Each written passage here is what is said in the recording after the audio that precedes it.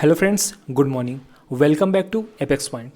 दोस्तों, आज के इस वीडियो सेशन में जुलाई मंथ के टॉप 50 करंट अफेयर्स लिए गए हैं। तो दोस्तों, इस वीडियो के बाद आपके जुलाई मंथ के सभी इंपॉर्टेंट करंट अफेयर्स के क्वेश्चंस कवर हो जाएंगे।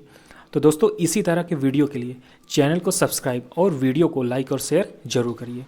तो चलिए दोस्तों, शुरू करते हैं आज का पहला प्रश्न। तो आज का पहला प्रश्न है, फोर्ब्स द्वारा जारी दुनिया के सर्वश्रेष्ठ बैंक का खिताब किसने जीता? आंसर है option number A, DBS bank अर्थात development bank of Singapore limited. दोस्तों, लगातार दूसरे वर्ष डीबीएस बैंक ने अंतर्राष्ट्रीय बैंकों में नंबर 1 की रैंकिंग हासिल की है। फोर्ब्स ने मार्केट रिसर्च फर्म स्टेटिस्टा की मदद से विश्व के सर्वश्रेष्ठ बैंकों की सूची का यह तीसरा संस्करण आयोजित किया है। दोस्तों, डीबीएस बैंक ने हाल ही में इंडिया बेस्ट इंटरनेशनल बैंक 2021 का पुरस्कार जीता है। दोस्तों, वर्ष 2020 में ग्लोबल फाइनेंस में डीबीएस बैंक को सेफेस्ट बैंक इन एशिया का पुरस्कार भी दिया गया था। किसे दिया गया था? डीबीएस बैंक को। दोस्तों, डीबीएस बैंक तो इसके सीईओ हैं पीयूष गुप्ता। इसका हेडक्वार्टर सिंगापुर में है। संस्थापक कौन है? Government of Singapore. स्थापना कब हुई? 16 जुलाई 1968। कहाँ हुई? सिंगापुर में।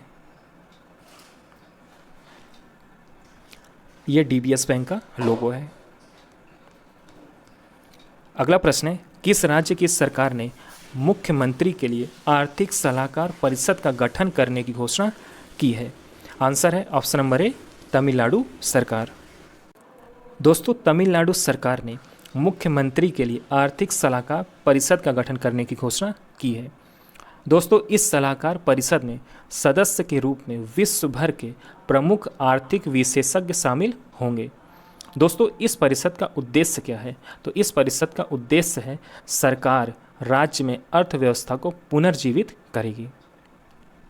दोस्तों, तमिलनाडु के प्रमुख त्यौहार की बात करें तो पोंगल और जल्लीकट्टू है।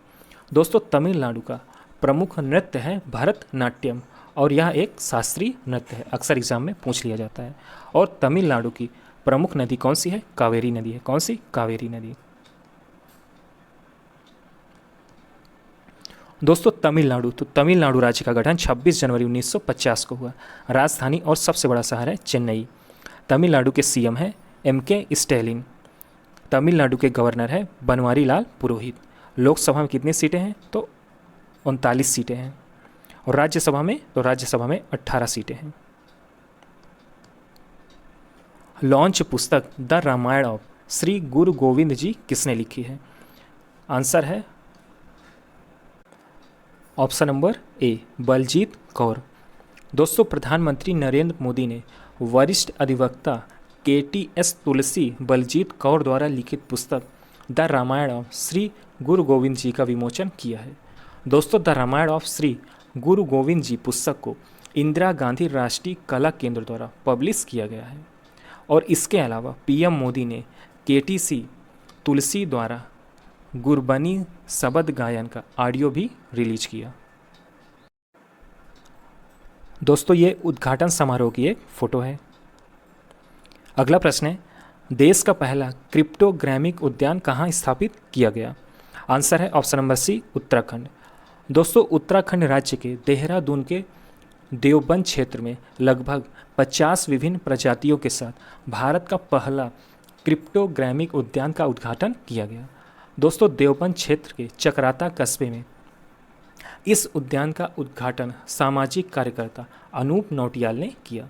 दोस्तों, क्रिप्टोग्रामी का अर्थ क्या है? तो इसका अर्थ है छिपा हुआ प्रजनन। उत्तराखंड राज्य का गठन 9 नवंबर सन 2000 को हुआ। और उत्तराखंड राज्य की स्थापना कैसे हुई?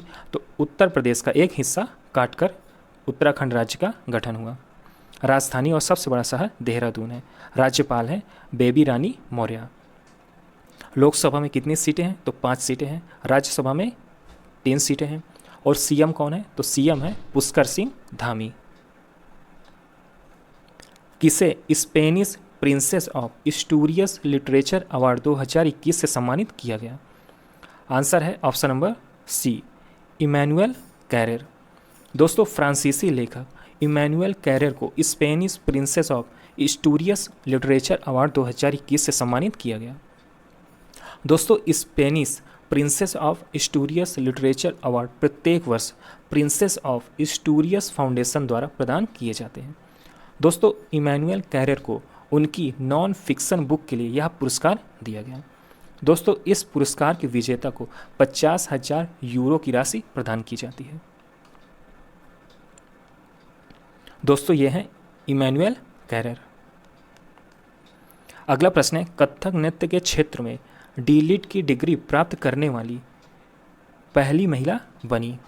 आंसर है ऑप्शन नंबर ए विधि नागर। दोस्तों ये विधि नागर ये उत्तर प्रदेश राज्य के बनारस शहर से हैं। दोस्तों BHU संगीत एवं मंच कला संकाय की कथक नृत्य डॉक्टर विधि नागर कथक नृत्य के क्षेत्र में डीलिट की डिग्री प्राप्त करने वाली पहली महिला बनी। दोस्तों BHU में कथक की एसोसिएट प्रोफेसर डॉक्टर निधि नागर नृत्य विभाग की अध्यक्ष भी रह चुकी हैं। दोस्तों इन्होंने इंदिरा गांधी संगीत विश्वविद्यालय खैरागढ़ से डीलिट की उपाधि हासिल की है। दोस्तों उत्तर प्रदेश, तो वर्तमान में उत्तर प्रदेश के CM हैं योगी आदित्यनाथ और गवर्नर है आनंदीबेन पटेल। दोस्तों ये हैं विधि नागर। हाल ही में किस राज्य सरकार ने मुख्यमंत्री उद्यमी योजना शुरू की है। आंसर है ऑप्शन नंबर C बिहार राज्य। दोस्तों बिहार के मुख्यमंत्री नीतीश कुमार ने मुख्यमंत्री युवा उद्यमी योजना और मुख्यमंत्री महिला उद्यमी योजना नाम से 2 महत्वाकांक्षी योजनाएं शुरू की हैं। दोस्तों मुख्यमंत्री युवा उद्यमी योजना के तहत नया उद्योग लगाने के लिए अधिकतम 10 लाख रुपए की राशि दी जाएगी। दोस्तों इसमें अधिकतम 5 लाख रुपए अनुदान के रूप में और बाकी 5 लाख रुपए ऋण अर्थात कर्ज के रूप में 1% ब्याज पर उपलब्ध कराया जाएगा। दोस्तों सरकार का कहना है कि ऐसा युवाओं को सक्षम एवं आत्मनिर्भर बनाने के लिए किया जा रहा है। दोस्तों अभी रिसेंट में ही नीति आयोग की ओर से जारी ताज़ा रिपोर्ट के मुताबिक लैंगिक समानता में बिहार सबसे अंतिम स्थान पर रहा है और नीति आयोग की SDG इंडिया सूचकांक रिपोर्ट 2020-21 में यह घोषणा की गई थी। दोस्तों बिहार राज्य, तो बिहार राज्य का ऐतिहासिक नाम क्या था, मगध। बिहार राज्य की स्थापना कब हुई, 22 मार्च 1912 को, और बिहार प्रत्येक वर्ष 22 मार्च को अपना स्थापना दिवस मनाता है। बिहार राज्य कब बना, तो 26 जनवरी 1950 को। राजधानी और सबसे बड़ा शहर है पटना। CM है नीतीश कुमार, गवर्नर है फागू चौहान, लोकसभा में 40 सीटें और राज्यसभा में 16 सीटें। बिहार मुख्यमंत्री उद्यमी योजना। लॉन्च पुस्तक होम इन द वर्ल्ड के लेखक कौन है। आंसर है option number C Amartya Sen. दोस्तों प्रसिद्ध लेखक एवं नोबेल पुरस्कार विजेता अमर्त्य सेन ने होम इन द वर्ल्ड नामक अपनी नई पुस्तक लॉन्च की है। दोस्तों इस पुस्तक में इन्होंने रविंद्रनाथ टैगोर के द्वारा इन्हें अमर्त्य नाम देने और कोलकाता के प्रसिद्ध कॉफ़ी हाउस में मार्क्स और कीन्स के विचार की याद को साझा किया है। दोस्तों अमर्त्य सेन की इस पुस्तक को पेंगुइन रैंडम हाउस के द्वारा पब्लिश किया गया है। किसके द्वारा, पेंगुइन रैंडम हाउस के द्वारा। दोस्तों ये हैं अमर्त्य सेन। किस देश ने महात्मा गांधी पुस्तकालय का उद्घाटन किया है। आंसर है ऑप्शन नंबर C केन्या। दोस्तों केन्या देश ने नैरोबी विश्वविद्यालय में महात्मा गांधी पुस्तकालय का उद्घाटन किया है। दोस्तों इस पुस्तकालय का उद्घाटन भारत के वर्तमान विदेश मंत्री S जयशंकर प्रसाद ने किया है। दोस्तों इस समय भारत के विदेश मंत्री S जयशंकर प्रसाद 3 दिवसीय केन्या की यात्रा में गए थे। दोस्तों केन्या ने महात्मा गांधी के द्वारा भारत में उनके अहम योगदान को प्रोत्साहित और चिन्हित करने के लिए केन्या देश में इस पुस्तकालय का गठन किया। दोस्तों ये हैं हमारे विदेश मंत्री S जयशंकर प्रसाद। दोस्तों केन्या, तो केन्या की कैपिटल है नैरोबी और केन्या की मुद्रा है केन्याई सीलिंग और वर्तमान में केन्या के प्रेसिडेंट है उहुरु केन्याटा। अगला प्रश्न है, स्विस बैंक में जमा धन के मामले में भारत किस स्थान पर रहा। आंसर है ऑप्शन नंबर C 51वें स्थान पर। दोस्तों central bank Swiss national bank द्वारा जारी वर्ष 2020 की वार्षिक बैंक सांख्यिकी के अनुसार बैंकों में जमा धन के मामले में भारत 51वें स्थान पर रहा, जिसमें भारत 2.55 बिलियन अमेरिकी डॉलर की राशि के साथ 51वें स्थान पर रहा, जबकि दोस्तों यूनाइटेड किंगडम 370 बिलियन डॉलर की राशि के साथ प्रथम स्थान पर रहा और दूसरे स्थान पर यूएसए था, वो भी 152 बिलियन डॉलर के साथ। दोस्तों ये है स्विस बैंक और वर्तमान में स्विस बैंक के अध्यक्ष हैं थॉमस जे जॉर्डन। और स्विस नेशनल बैंक का हेडक्वार्टर कहाँ है? तो ज्यूरिक स्विट्जरलैंड में है। किस बैंक ने Arogya health care business loan launch किया? आंसर है option number B, SBI bank. दोस्तों भारतीय स्टेट बैंक में स्वास्थ्य सेवा क्षेत्र को बेहतर सहायता प्रदान करने के लिए आरोग्य हेल्थ केयर बिजनेस लोन पहल लॉन्च की गई। दोस्तों इसके तहत देश के सभी अस्पतालों में nursing home, diagnostic centre, pathology lab जैसी स्वास्थ्य सेवा पारिस्थितिकी तंत्र 10 वर्षों में चुकाने योग्य 100 करोड़ रुपए तक का बैंक से ऋण लोन ले सकते हैं। दोस्तों एसबीआई, तो एसबीआई के वर्तमान में अध्यक्ष हैं दिनेश कुमार खारा और एसबीआई का हेडक्वार्टर कहाँ है? मुंबई में। अगला प्रश्न है, डीआरडीओ ने दोहरी मार करने वाली किस परमाणु मिसाइल का सफल परीक्षण किया है? आंसर है option number B, Agni prime. दोस्तों डीआरडीओ, तो डीआरडीओ को फुल फॉर्म होता है defence research and development organisation, अर्थात रक्षा अनुसंधान एवं विकास संगठन ने दोस्तों दोहरी मार करने वाली अग्नि प्राइम मिसाइल का सफल परीक्षण किया है। दोस्तों सतह से सतह पर मार करने वाले इस बैलिस्टिक मिसाइल की मारक कितनी है? तो 2000 किलोमीटर। कितनी है? 2000 किलोमीटर तक है। दोस्तों डीआरडीओ ने ओडिशा के तट पर एपीजे अब्दुल कलाम द्वीप से अग्नि प्राइम का सफलतापूर्वक परीक्षण किया है। दोस्तों यह मिसाइल परमाणु हथियार ले जाने में भी सक्षम है। कौन सी मिसाइल? अग्नि प्राइम मिसाइल। दोस्तों यह है अग्नि प्राइम मिसाइल। अगला प्रश्न है, किसने संयुक्त राष्ट्र का लैंड फॉर लाइफ अवार्ड 2021 जीता? आंसर है ऑप्शन नंबर सी, श्याम सुंदर। दोस्तों श्याम सुंदर ने लैंड फॉर लाइफ अवार्ड 2021 जीता। दोस्तों इस वर्ष यह पुरस्कार भारत के राजस्थान राज्य के पर्यावरण संरक्षण संगठन फैमिलियल फॉरेस्ट्री को प्रदान किया गया।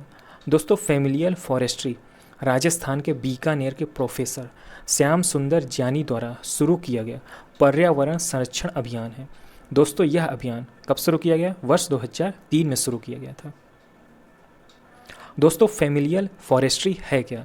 तो इसका अर्थ है परिवार में पेड़ और पर्यावरण की देखभाल को स्थानांतरित करना ताकि एक पेड़ परिवार की चेतना का हिस्सा बन जाए। तो यह है इसका उद्देश्य। दोस्तों ये है श्याम सुंदर।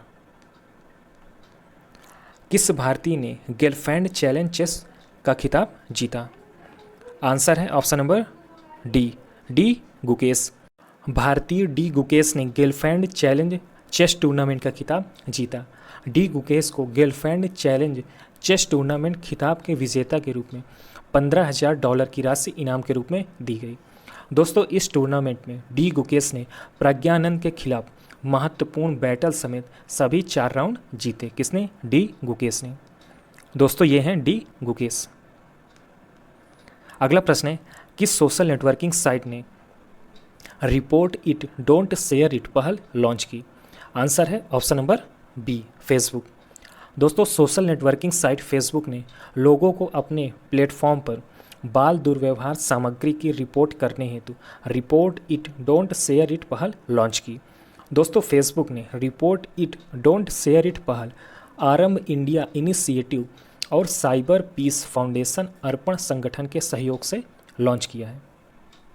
दोस्तों सोशल नेटवर्किंग प्लेटफॉर्म फेसबुक ने अभी हाल ही में लॉ स्टूडेंट्स के लिए टेक स्कॉलर्स प्रोग्राम भी लॉन्च किया। किसने? फेसबुक ने। दोस्तों फेसबुक कंपनी की स्थापना हुई थी वर्ष 2004 में। हेडक्वार्टर है कैलिफोर्निया यूएसए में। वर्तमान में सीईओ है मार्क जुकरबर्ग। किस राज्य सरकार ने पीठा ऑन व्हील्स पहल की शुरुआत की है? आंसर है ऑप्शन नंबर ए ओडिशा। दोस्तों उड़ीसा राज्य के वर्तमान सीएम नवीन पटनायक ने पीठा ऑन व्हील्स पहल की शुरुआत की है। दोस्तों कोविड काल में सड़क पर रहने वाले बच्चों के लिए शिक्षा, भोजन, कपड़े, प्राथमिक चिकित्सा सहायता, परामर्श और अन्य सहित आपातकालीन आवश्यकताओं को पूरा करने की योजना है। दोस्तों अभी हाल ही में उड़ीसा राज्य ने ट्रांसजेंडर लोगों को पुलिस में भर्ती करने की अनुमति प्रदान की है। तो किसने की है? उड़ीसा राज्य ने ही। भारतीय मूल के किस शतरंज खिलाड़ी ने दुनिया के सबसे युवा ग्रैंड मास्टर बन गए हैं? आंसर है option number C, Abhimanyu Mishra. दोस्तों भारतीय मूल के 12 वर्षीय अभिमन्यु मिश्रा चेस के सबसे कम उम्र के ग्रैंड मास्टर बन गए हैं। दोस्तों इससे पहले यह रिकॉर्ड 12 साल 7 महीने के जीएम सरगेई कारजकिन के नाम था, जो इन्होंने साल 2002 में बनाया था। कब बनाया था? साल 2002 में। दोस्तों अभिमन्यु ने जब ये रिकॉर्ड तोड़ा तब इनकी उम्र थी 12 साल 4 महीने और 25 दिन। दोस्तों ये है अभिमन्यु मिश्रा। किसने यूरोपियन इन्वेंटर अवार्ड 2021 का सम्मान जीता है? आंसर है option number C, Sumitra Mishra. दोस्तों भारतीय अमेरिकी रसायनज्ञ सुमित्रा मिश्रा को यूरोपियन इन्वेंटर अवार्ड 2021 सम्मान से सम्मानित किया गया। यूरोपियन इन्वेंटर अवार्ड यूरोप के सबसे प्रतिष्ठित नवाचार पुरस्कारों में से एक है, जिसे गैर यूरोपियन पेटेंट कार्यालय के द्वारा दिया जाता है। दोस्तों रसायनज्ञ सुमित्रा मिश्रा को यूरोपियन इन्वेंटर अवार्ड 2021 सम्मान दंत में सफलतापूर्वक नैनो तकनीकी को विकसित करने के लिए उन्हें दिया गया। किसे? सुमित्रा मिश्रा को। दोस्तों ये है सुमित्रा मिश्रा। कौन सी महिला तैराक ओलंपिक के लिए क्वालिफाई करने वाली भारत की पहली तैराक बन गई हैं? आंसर है ऑप्शन नंबर डी, माना पटेल। दोस्तों भारतीय महिला तैराक माना पटेल ने हाल ही में इतिहास रच दिया है और ओलंपिक में क्वालिफाई करने वाली पहली खिलाड़ी बनी है। दोस्तों माना पटेल से पहले अब तक किसी भी भारतीय महिला तैराक ने ओलंपिक के लिए क्वालिफाई नहीं किया था। दोस्तों माना पटेल अब भारत की तरफ से टोक्यो ओलंपिक में पदक के लिए अपनी दावेदारी पेश करेंगी। दोस्तों माना पटेल ने 7 साल की उम्र में ही तैरना शुरू कर दिया था। किसने? माना पटेल। दोस्तों ये है माना पटेल। अगला प्रश्न है, मैरंग भारत के किस राज्य का 12वां जिला बना है? आंसर है ऑप्शन नंबर बी, मेघालय। दोस्तों मेघालय राज्य की पश्चिम खासी हिल्स जिले के एक उपमंडल मैरांग को मेघालय का 12वां जिला घोषित किया गया है।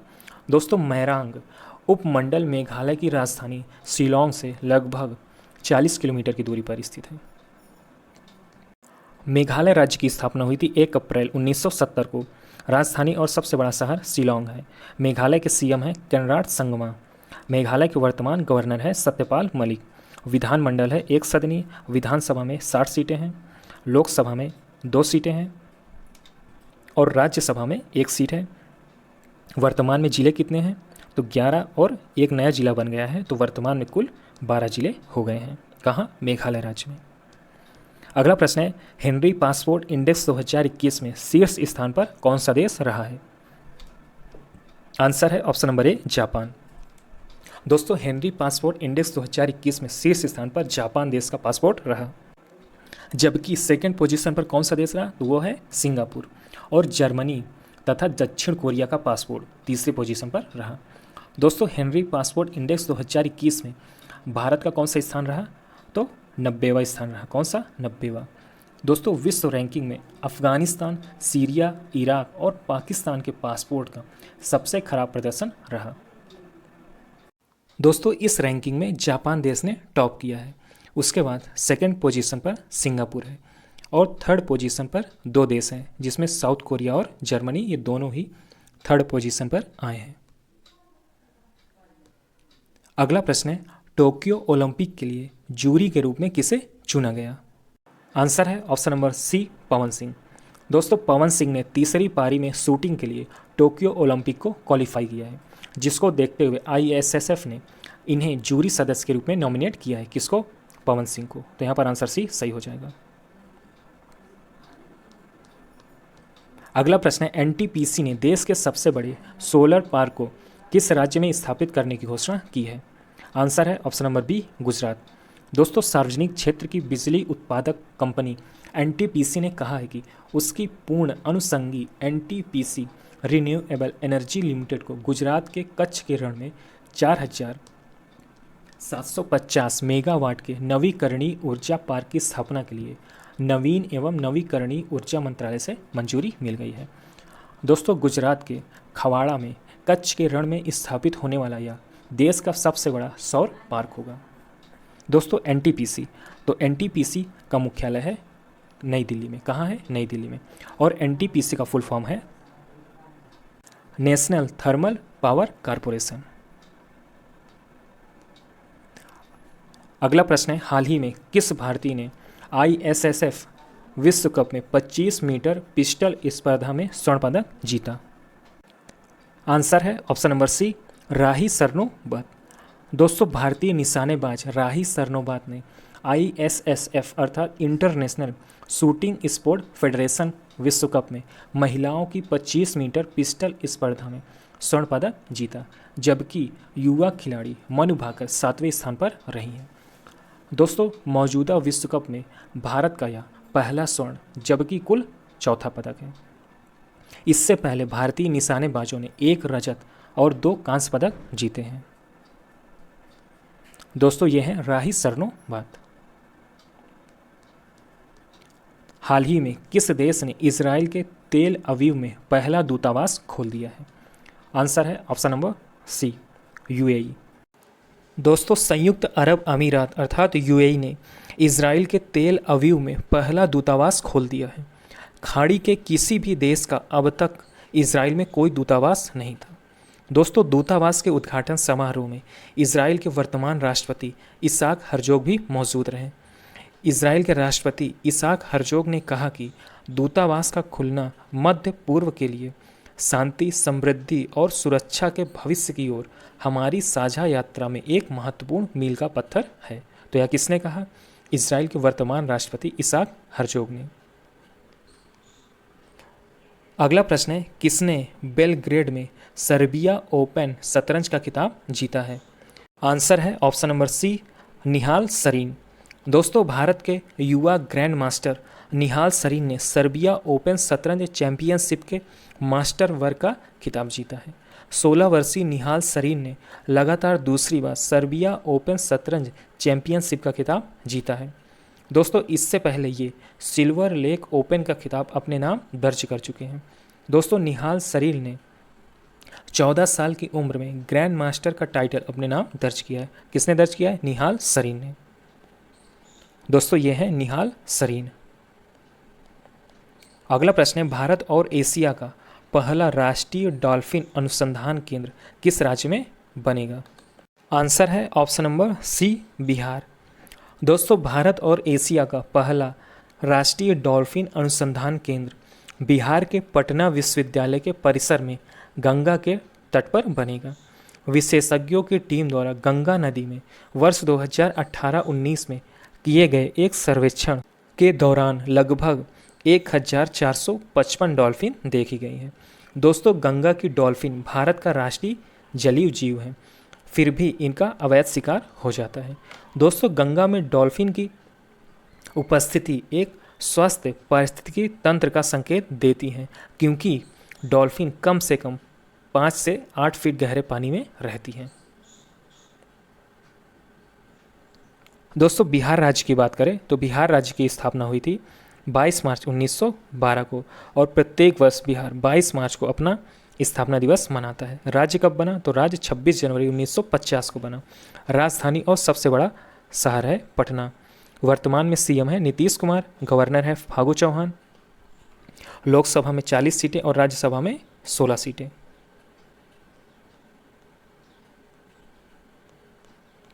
अगला प्रश्न है, हरियाणा के किस शहर में देश का पहला अनाज एटीएम खोला गया है? आंसर है ऑप्शन नंबर ए, गुरुग्राम। दोस्तों, देश का पहला ग्रेन एटीएम गुरुग्राम में पायलट प्रोजेक्ट के रूप में शुरू किया गया है। दोस्तों, यह मशीन एक बार में 5 से 7 मिनट में 70 किलो तक अनाज निकाल सकती है। दोस्तों हरियाणा के उप मुख्यमंत्री दुष्यंत चौटाला ने कहा है कि अब उपभोक्ताओं को खाद्यान्न लेने के लिए सरकारी राशन डिपो के सामने कतार में नहीं लगना पड़ेगा, क्योंकि हरियाणा सरकार उपभोक्ताओं को अनाज एटीएम उपलब्ध कराएगी। अगला प्रश्न है, शंघाई सहयोग संगठन अर्थात एससीओ 2021 की बैठक किस शहर में हुई? आंसर है ऑप्शन नंबर बी, दुशान्बे। दोस्तों एससीओ अर्थात शंघाई कारपोरेशन ऑर्गेनाइजेशन दोस्तों 14 जुलाई 2021 को तजाकिस्तान की कैपिटल दुशान्बे शहर में शंघाई सहयोग संगठन की बैठक हुई। दोस्तों भारत के विदेश मंत्री एस जयशंकर ने भारत का प्रतिनिधित्व करते हुए बैठक में भाग लिया। दोस्तों बैठक में चाइना, रसिया और पाकिस्तान के विदेश मंत्री भी शामिल हुए। दोस्तों एससीओ की बात करें तो एससीओ की स्थापना हुई थी वर्ष 2001 में और इसका हेडक्वार्टर बीजिंग चाइना में है। इसकी सदस्यता की बात करें तो इसके 8 मेंबर हैं। कितने? 8 स्टेट मेंबर हैं। और इसके ऑफिशियल लैंग्वेज की बात करें तो वो चाइनीज़ और रसियन है। कौन सी? चाइनीज़ और रसियन। अगला प्रश्न है, हरियाणा राज्य के नए राज्यपाल कौन बने हैं? तो आंसर है ऑप्शन नंबर बी, बंदरू दत्तात्रेय। दोस्तों भारत के वर्तमान राष्ट्रपति रामनाथ कोविंद ने हरियाणा राज्य के नए राज्यपाल के रूप में बंदरू दत्तात्रेय को नियुक्त किया। दोस्तों इसके अलावा कर्नाटका में थावरचंद गहलोत, मध्य प्रदेश में मंगू भाई पटेल, मिजोरम में डॉक्टर हरिबाबू, हिमाचल प्रदेश में राजेंद्र विश्वनाथ, गोवा में PS श्रीधरन पिल्लई, त्रिपुरा में सत्यदेव नारायण आर्य और झारखंड में रमेश बैस को राज्यपाल नियुक्त किया गया। तो ये सभी याद रखिएगा। दोस्तों हरियाणा राज्य की बात करें तो इसका गठन हुआ था 1 नवंबर 1966 को और हरियाणा की कैपिटल है चंडीगढ़ और पंजाब की कैपिटल भी चंडीगढ़ है। सबसे बड़ा शहर फरीदाबाद है। हरियाणा के वर्तमान सीएम है मनोहर लाल खट्टर। लोकसभा में कितनी सीटें हैं? तो 10 सीटें हैं। राज्यसभा में 5 सीटें हैं। वर्तमान में कितने जिले हैं? 22 जिले हैं। दोस्तों ये हैं बंदरू दत्तात्रेय। अगला प्रश्न है, 52वां अंतर्राष्ट्रीय फिल्म महोत्सव कहाँ आयोजित किया जाएगा? आंसर है ऑप्शन नंबर डी, गोवा। दोस्तों भारतीय अंतर्राष्ट्रीय फिल्म महोत्सव का 52वां संस्करण 20 से 28 नवंबर 2021 को गोवा में आयोजित कराया जाएगा। दोस्तों भारतीय अंतर्राष्ट्रीय फिल्म महोत्सव श्री सत्यजीत रे की जन्म शताब्दी के अवसर पर प्रत्येक वर्ष मनाया जाता है, जिसमें सिनेमा में उत्कृष्टता के लिए सत्यजीत रे लाइफ टाइम अचीवमेंट अवार्ड दिया जाता है। दोस्तों वर्तमान के सूचना एवं प्रसारण मंत्री श्री प्रकाश जावड़ेकर द्वारा 52वें अंतर्राष्ट्रीय फिल्म महोत्सव का पोस्टर जारी किया गया। अगला प्रश्न है, किस राज्य सरकार ने अगर पेड़ों की व्यावसायिक खेती को बढ़ावा देने के लिए पहल शुरू की है? तो आंसर है ऑप्शन नंबर ए, त्रिपुरा। दोस्तों त्रिपुरा सरकार ने अगर पेड़ों की व्यावसायिक खेती को बढ़ावा देने के लिए पहल शुरू की है। दोस्तों सरकार ने आने वाले 3 वर्षों में इस क्षेत्र से 2000 करोड़ रुपए का कारोबार हासिल करने का लक्ष्य रखा है। दोस्तों त्रिपुरा सरकार ने वर्ष 2021-22 में एक 1500 किलो अगर तेल और 75,000 किलोग्राम अगर चिप्स निर्यात करने की योजना बनाई है। दोस्तों ये है अगर के पौधे। दोस्तों त्रिपुरा राज्य की बात करें तो त्रिपुरा राज्य का गठन हुआ था 21 जनवरी। कब हुआ था? 21 जनवरी 1972 को। और त्रिपुरा राज्य की राजधानी और सबसे बड़ा शहर कौन सा है? तो वह है अगरतला। और त्रिपुरा के वर्तमान में सीएम कौन है? विप्लव कुमार देव, और ये बीजेपी से हैं।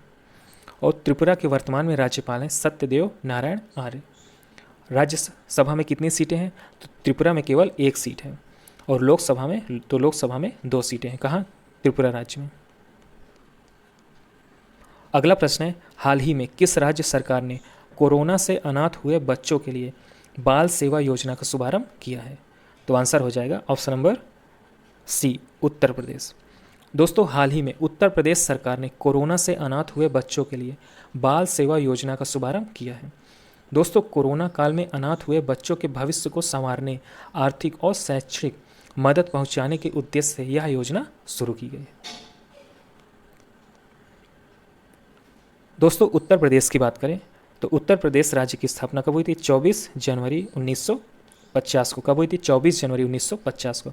वर्तमान में सीएम है योगी आदित्यनाथ और ये बीजेपी से हैं। राज्यपाल है आनंदीबेन पटेल। लोकसभा में कितनी सीटें हैं? तो लोकसभा में 80 सीटें और ये सबसे अधिक है भारत में। और राज्यसभा की बात करें तो राज्यसभा में 31 सीटें हैं। जिले कितने हैं? तो जिले भी 31 ही हैं। अगला प्रश्न है, कौन सा शहर 2032 ओलंपिक और पैरालंपिक की मेज़बानी करेगा? तो आंसर हो जाएगा ऑप्शन नंबर ए, ब्रिस्बेन। दोस्तों अंतर्राष्ट्रीय ओलंपिक समिति अर्थात आईओसी के कार्यकारी बोर्ड से मंजूरी मिलने के बाद ऑस्ट्रेलिया का ब्रिस्बेन 2032 ओलंपिक और पैरालंपिक का मेज़बान होगा। तो यहाँ पर आंसर ए सही होगा। दोस्तों कुछ इंपॉर्टेंट फैक्ट की बात करें तो ब्रिस्बेन सन 2000 में सिडनी और 1956 में मेलबर्न के बाद खेलों की मेज़बानी करने वाला तीसरा ऑस्ट्रेलियाई शहर बन गया है। तो सिडनी और मेलबर्न ये ऑस्ट्रेलिया के ही शहर हैं। दोस्तों 3 अलग अलग शहरों में ग्रीष्मकालीन ओलंपिक खेलों की मेज़बानी करने वाला ऑस्ट्रेलिया यूएसए के बाद दूसरा देश बन गया है।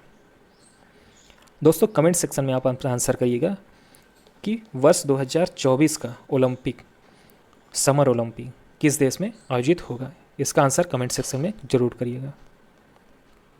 अगला प्रश्न है, कारगिल विजय दिवस किस दिन मनाया जाता है? तो आंसर होगा ऑप्शन नंबर सी, 26 जुलाई। दोस्तों कारगिल विजय दिवस भारत में प्रत्येक वर्ष 26 जुलाई को मनाया जाता है। यह दिन कारगिल संघर्ष में शहीद हुए सैनिकों को पूरे देश में श्रद्धांजलि अर्पित की जाती है। दोस्तों इस दिन कारगिल युद्ध के दौरान शहीद हुए उन सैकड़ों सैनिकों को याद किया जाता है जिनकी कारण हमारी सीमा और देश की सुरक्षा हो सकी है। तो यहाँ पर आंसर सी सही होगा, 26 जुलाई। हाल ही में यूनेस्को ने तेलंगाना के किस मंदिर को विश्व धरोहर में शामिल किया है? तो आंसर हो जाएगा ऑप्शन नंबर बी, रामप्पा मंदिर। दोस्तों तेलंगाना में स्थित काकतीय रुद्रेश्वर अर्थात रामप्पा मंदिर को यूनेस्को ने 25 जुलाई 2021 को विश्व धरोहर में शामिल कर दिया है। दोस्तों प्रतिष्ठित रामप्पा मंदिर महान काकतीय वंश के उत्कृष्ट शिल्प कौशल को प्रदर्शित करता है। दोस्तों वारंगल में स्थित यह शिव मंदिर इकलौता ऐसा मंदिर है जिसका नाम इसके शिल्पकार रामप्पा के नाम पर रखा गया है। दोस्तों इतिहास के अनुसार काकतीय वंश के राजा ने इस मंदिर का निर्माण 13वीं शताब्दी में कराया था। तो यह मंदिर लगभग 800 साल पुरानी है। दोस्तों ये है वो मंदिर, रामप्पा मंदिर। दोस्तों तेलंगाना राज्य की बात करें तो तेलंगाना राज्य का गठन हुआ था 2 जून। कब हुआ था? 2 जून वर्ष 2014 को, और इसे आंध्र प्रदेश से अलग करके बनाया गया था। तेलंगाना राज्य की कैपिटल क्या है? हैदराबाद। और आंध्र प्रदेश की भी कैपिटल है हैदराबाद। और हैदराबाद कहाँ है? तो ये तेलंगाना राज्य में है। तेलंगाना के वर्तमान में सीएम है के चंद्रशेखर राव। सीएम कौन है? के चंद्रशेखर राव। और तेलंगाना के राज्यपाल हैं तिमिलसाई सौंदरराजन। और लोकसभा में कितनी सीटें हैं? तो लोकसभा में 17 सीटें हैं और राज्यसभा में 7 सीटें हैं। कहाँ? तेलंगाना राज्य में। अगला प्रश्न है, निम्न में किस राज्य सरकार ने शिक्षा के क्षेत्र में आपदा प्रबंधन विषय को अनिवार्य विषय बनाने की घोषणा की है? तो यहाँ आंसर हो जाएगा डी। कौन सा? आंसर हो जाएगा डी, ओडिशा। दोस्तों ओडिशा में कॉलेजों में प्रथम वर्ष के दौरान आपदा प्रबंधन का एक पाठ्यक्रम को अनिवार्य विषय के रूप में पढ़ाया जाएगा। दोस्तों राज्य के उच्च शिक्षा मंत्री अरुण साहू ने इसकी जानकारी दी है।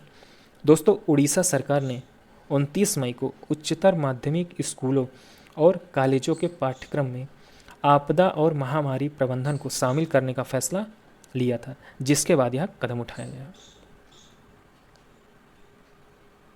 दोस्तों उड़ीसा राज्य की बात करें तो इसका गठन हुआ था 26 जनवरी। कब हुआ था? 26 जनवरी 1950 को।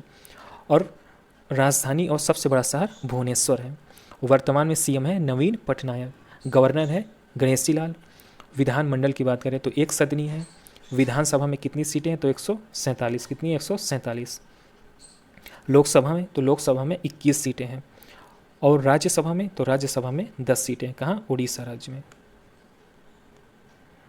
अगला प्रश्न है, किस शहर में दुनिया के पहले 3D मुद्रित स्टील पैदल पुल का अनावरण किया गया? आंसर हो जाएगा ऑप्शन नंबर बी, एम्स्टर्डम, अर्थात नीदरलैंड की कैपिटल। दोस्तों नीदरलैंड की कैपिटल में दुनिया के पहले 3D मुद्रित स्टील पैदल यात्री पुल का अनावरण किया गया। दोस्तों यह परियोजना एम्स्टर्डम में स्थित एक नहर पर खोली गई है। दोस्तों 3D प्रिंटेड स्टील ब्रिज की बात करें तो इस ब्रिज की लंबाई लगभग 40 फीट है। यह एक 6 टन स्टेनलेस स्टील की संरचना है जिसको जोरिस लार्मन लैब ने डिजाइन किया है। इसका निर्माण एम्स्टर्डम स्थित 3D metal printing company MX 3D ने किया है। दोस्तों 4 रोबोटों की मदद से इस पूरी प्रिंटिंग प्रक्रिया में सिर्फ 6 महीने लगे। कितना? 6 महीने लगे। दोस्तों ये है 3D प्रिंटेड पुल। अगला प्रश्न है, हाल ही में किसे यूनेस्को की विश्व धरोहर स्थलों की सूची से हटा दिया गया है? नोट कीजिएगा, हटा दिया गया है। तो आंसर हो जाएगा ऑप्शन नंबर सी, लिवरपूल।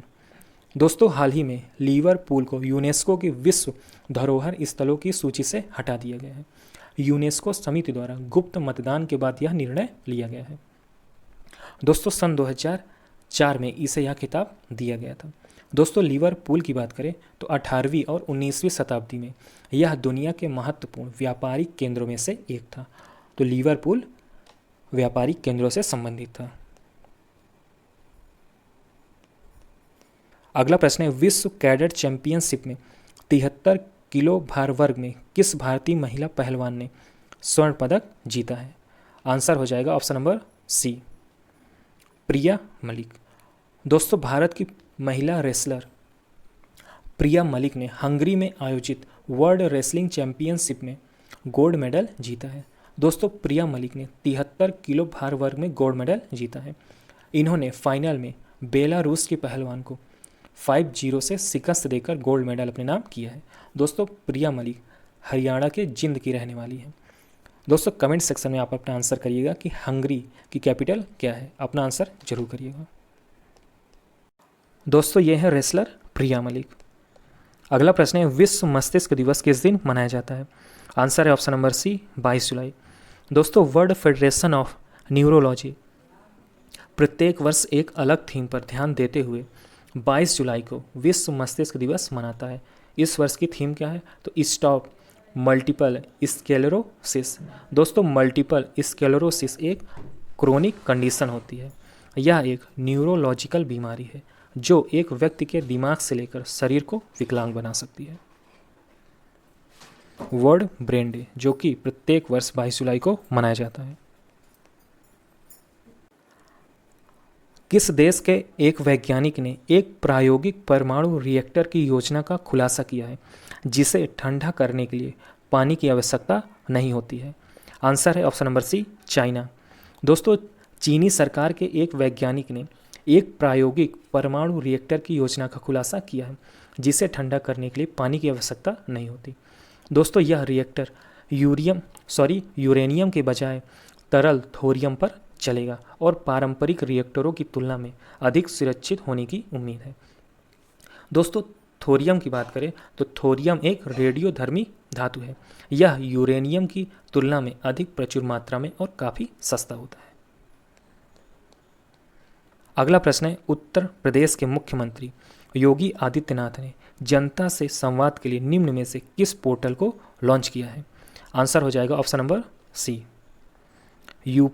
up.mygov.in। तो यहाँ पर आंसर सी सही हो जाएगा। दोस्तों उत्तर प्रदेश के मुख्यमंत्री योगी आदित्यनाथ ने यह पोर्टल लॉन्च किया है। दोस्तों यूपी सरकार ने यह घोषणा कारगिल विजय दिवस जो कि 26 जुलाई को मनाया जाता है के दिन की है। दोस्तों केंद्र सरकार के MyGov पोर्टल के 7 वर्ष पूरे होने पर योगी आदित्यनाथ ने इस पोर्टल का शुभारंभ किया है। दोस्तों उत्तर प्रदेश की वर्तमान में राज्यपाल कौन है? तो आनंदीबेन पटेल हैं। अगला प्रश्न है, ओलंपिक में पहली बार शामिल हुई स्केटबोर्ड स्पर्धा में निम्न में से किस 13 साल की जापानी छात्रा ने गोल्ड मेडल जीत लिया है? Gold medal. आंसर हो जाएगा ऑप्शन नंबर ए, अर्थात निशिया मोमोजी। दोस्तों जापान की 13 साल की निशिया मोमोजी ओलंपिक के इतिहास में गोल्ड मेडल जीतने वाली सबसे कम उम्र की एथलीटों में से एक बन गई है। दोस्तों निशिया मोमोजी ने स्ट्रीट स्केट बोर्डिंग कंपटीशन में ये कारनामा किया है। दोस्तों ओलंपिक के इतिहास में सबसे कम उम्र में गोल्ड मेडल जीतने का रिकॉर्ड अमेरिका की गोताखोर मार्जरी गेस्टिंग के नाम दर्ज था। दोस्तों उन्होंने 1936 के ओलंपिक खेलों में 13 साल और 268 दिन की उम्र में गोल्ड मेडल जीता था। दोस्तों निशिया मोमोजी स्केट बोर्डिंग कंपटीशन में गोल्ड मेडल जीतने वाली पहली खिलाड़ी भी बन गई हैं। दोस्तों ये है निशिया मोमोजी।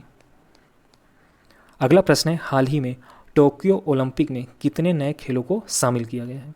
आंसर है ऑप्शन नंबर डी 4। तो 4 नए खेलों को टोक्यो ओलंपिक में शामिल किया गया है। तो ये खेल कौन से हैं? कराटे, स्केटबोर्डिंग, सर्फिंग और सपोर्ट क्लाइंबिंग। दोस्तों इसके अलावा 13 साल बाद बेसबॉल की वापसी हुई है। हाल ही में यूनेस्को ने पासेओ डेल प्राडो और रेटीरो पार्क को विश्व विरासत का दर्जा दिया है। तो ये कहाँ स्थित है? आंसर है सी स्पेन में। दोस्तों 25 जुलाई 2021 को स्पेन की कैपिटल मैड्रिड के ऐतिहासिक पासेओ डेल प्राडो और रेटीरो पार्क को यूनेस्को विश्व धरोहर स्थल का दर्जा दिया गया। दोस्तों पासेओ डेल प्राडो की बात करें तो स्पेन की राजधानी के बीचों बीच पेड़ों की कतारों से घिरा पासेओ डेल प्राडो संग्रहालय जैसी प्रमुख इमारतों का स्थल है। रेटीरो पार्क की बात करें तो यह 125 हेक्टेयर का हरा भरा स्थान है और मैड्रिड के इतिहास में सैलानियों द्वारा सबसे अधिक देखे जाने वाले आकर्षणों में से एक है रेटीरो पार्क। अगला प्रश्न है, किस देश ने भारत सहित अपनी कोविड-19 रेड लिस्ट में शामिल देशों की यात्रा करने वाले नागरिकों पर 3 साल के लिए यात्रा प्रतिबंध और भारी जुर्माना लगाने की घोषणा की है? आंसर है ऑप्शन नंबर डी सऊदी अरब। दोस्तों सऊदी अरब ने भारत सहित अपनी कोविड-19 रेड लिस्ट में शामिल देशों की यात्रा करने वाले नागरिकों पर 3 साल के लिए यात्रा प्रतिबंध और भारी जुर्माना लगाने की घोषणा की है। दोस्तों सऊदी अरब कोरोना वायरस के संक्रमण से बचने के लिए तमाम कदम उठा रहा है। दोस्तों सऊदी अरब ने हाल ही में कोरोना के नए वेरिएंट के मद्देनज़र रेड लिस्ट में शामिल देशों का नाम जारी किया था। इसमें अफगानिस्तान, वियतनाम सहित भारत का नाम भी शामिल है। तो यहाँ पर आंसर डी सही है, सऊदी अरब। किस भारतीय सेना के वाइस एडमिरल विनय बधवार को हाल ही में यूके द्वारा अलेक्जेंडर डेल रिम्पल पुरस्कार से सम्मानित किया गया है? आंसर है ऑप्शन नंबर ए भारतीय नौसेना। दोस्तों भारतीय नौसेना के वाइस एडमिरल विनय बधवार हाल ही में यूके द्वारा अलेक्जेंडर डेल रिम्पल पुरस्कार से सम्मानित किया गया है। दोस्तों इस पुरस्कार का नाम एडमिरल्टी के पहले हाइड्रोग्राफर अलेक्जेंडर डेल रिम्पल के नाम पर रखा गया है। इस पुरस्कार को देने की शुरुआत वर्ष 2006 से की गई थी। दोस्तों ये हैं एडमिरल विनय बधवार। अगला प्रश्न है, यूनेस्को ने किस राज्य में स्थित हड़प्पा युग के महानगर धोलावीरा को विश्व धरोहर सूची में शामिल किया है? आंसर है ऑप्शन नंबर डी गुजरात। दोस्तों यूनेस्को ने गुजरात राज्य में स्थित हड़प्पा युग के महानगर धोलावीरा को विश्व धरोहर सूची में शामिल किया है। दोस्तों इस लिस्ट में शामिल होने की रेस में धौलावीरा के साथ ईरान से हवा रामन, जापान के जोमोन जार्डन से एस साल्ट और फ्रांस से नाइस शामिल थे।